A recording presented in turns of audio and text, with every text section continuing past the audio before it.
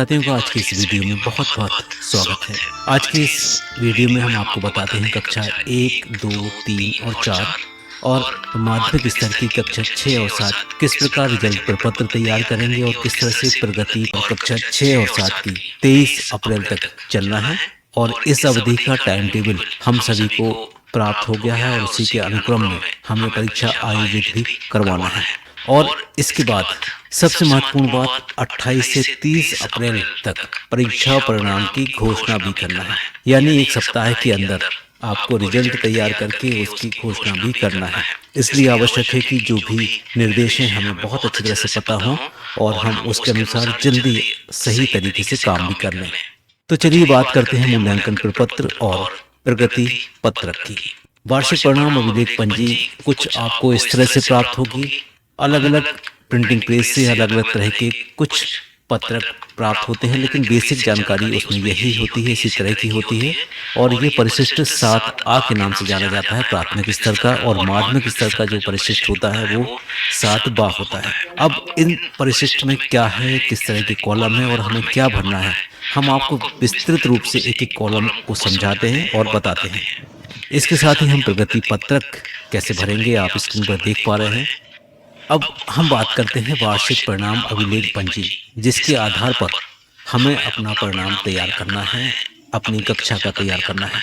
सबसे पहले हम उस पंजी के 1 से लेकर 6 कॉलम आपको दिखाते हैं।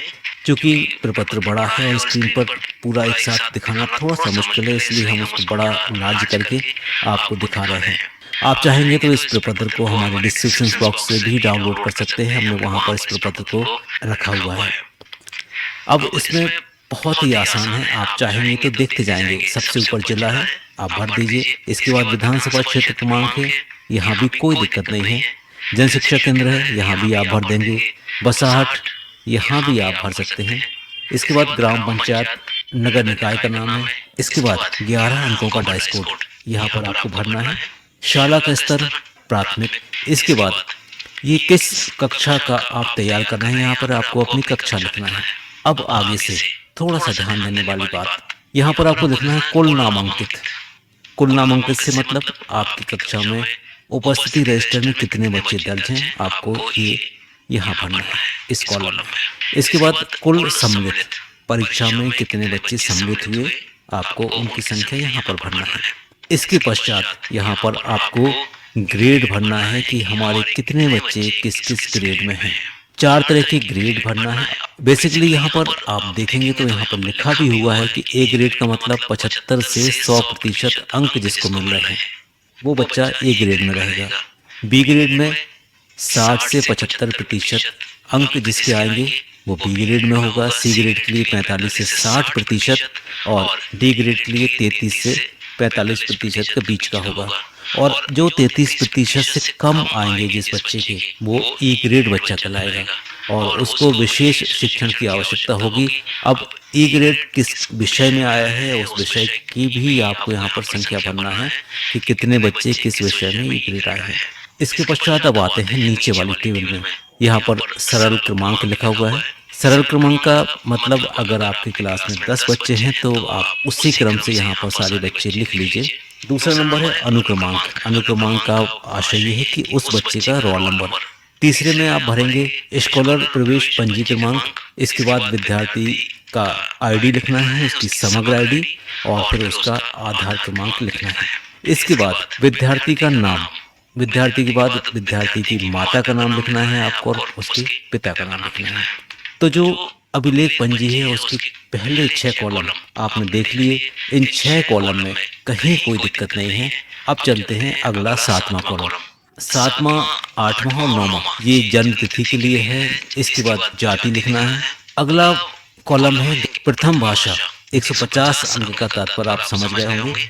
100 अंक तो हमारे वार्षिक परीक्षा के हैं और 50 अंक अर्धवार्षिक परीक्षा के हैं। इस तरह से कुल 150 अंक होंगे। आपको उस अंकों का विवरण यहाँ पर लिखना है। हम आपको बता देते हैं कि यहाँ पर आपको प्राप्तांक लिखना है। आप ऊपर देख रहे होंगे हेडिंग लिखी है शैक्षिक क्षेत्रों का मूल्यांकन प्राप्तांक।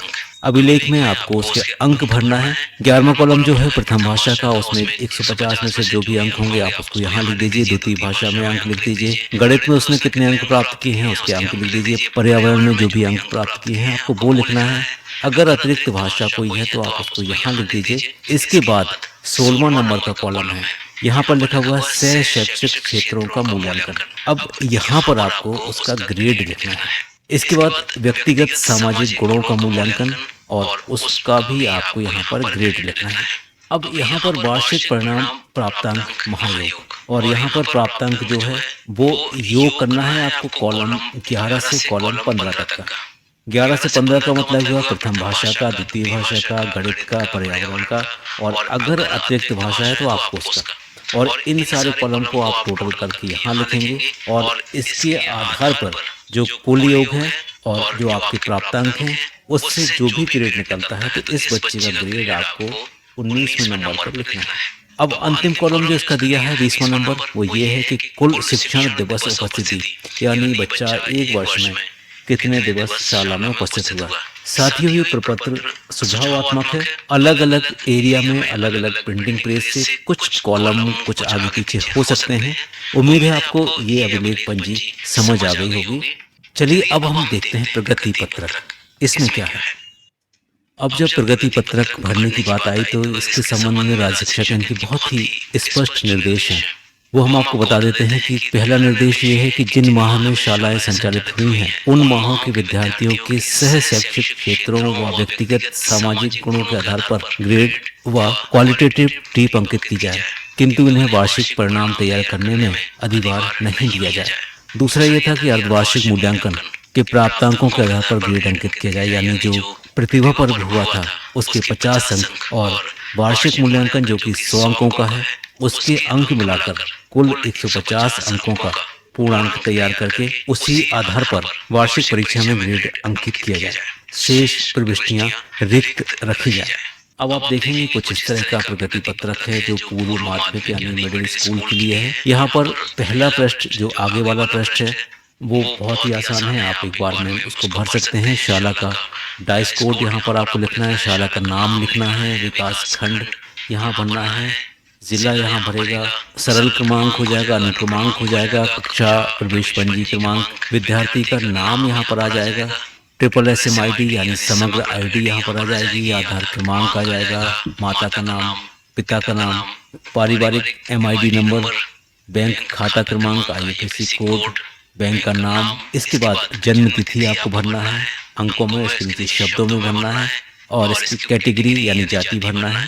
इसके बाद शारीरिक विकास के संबंध में भी कुछ परीक्षण हैं, आपने ये किए होंगे तो आप इनको भी भर दीजिए। यहाँ पर प्रिंसिपल के हस्ताक्षर हो जाएंगे और ये अंक सूची का प्रगति पत्र का पहला पृष्ठ तैयार हो जाएगा।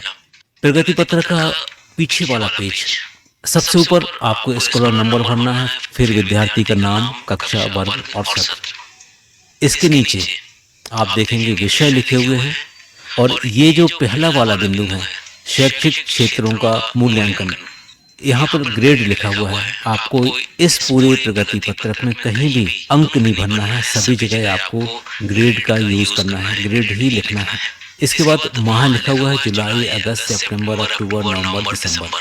आपको इन सारे माहों में कुछ भी नहीं भरना है, खाली छोड़ देना है, क्योंकि सिर्फ हम अर्धवार्षिक यानी प्रतिभा पर जनवरी के 50 अंक का उपयोग करेंगे, और इसके बाद वार्षिक मूल्यांकन जो लिखित 60 अंक के हुए हैं और प्रोजेक्ट के 40 अंक के हुए हैं, कुल 100 अंक का, इसका उपयोग करेंगे। इन्हीं के आधार पर हमारा पूरा रिजल्ट तैयार होगा। इसके बाद नीचे आप देखेंगे यहाँ लिखा हुआ है सह शैक्षिक क्षेत्रों का मूल्यांकन और ग्रेड। यहाँ पर आपको निर्देश दिए गए हैं कि जिस माह से शाला संचालित हुई है आपको उस माह से यहाँ पर ग्रेड लिखना है, बाकी माहों में आपको खाली छोड़ देना है। इसके आधार पर आप ग्रेडिंग लिखते जाएंगे और यहाँ पर अंत तक ग्रेडिंग करेंगे। इसके अलावा व्यक्तिगत सामाजिक गुणों का मूल्यांकन ग्रेड है, इसमें भी आपको इसी तरह से भरना है। इसके बाद अंत में ये लिखा हुआ है कुल शिक्षण दिवस, विद्यार्थी उपस्थिति, हस्ताक्षर कक्षाध्यापक, हस्ताक्षर अभिभावक, और इस तरह से ये पूरा प्रगति पत्रक बन के तैयार हो जाएगा, और अंत में वार्षिक परिणाम का ग्रेड लिखना है। उम्मीद है आपने मूल्यांकन पंजी और प्रगति पत्रक के बारे में जानकारी हासिल कर ली होगी। मिलते हैं एक नई वीडियो में एक नई जानकारी के साथ। तब तक के लिए थैंक्स फॉर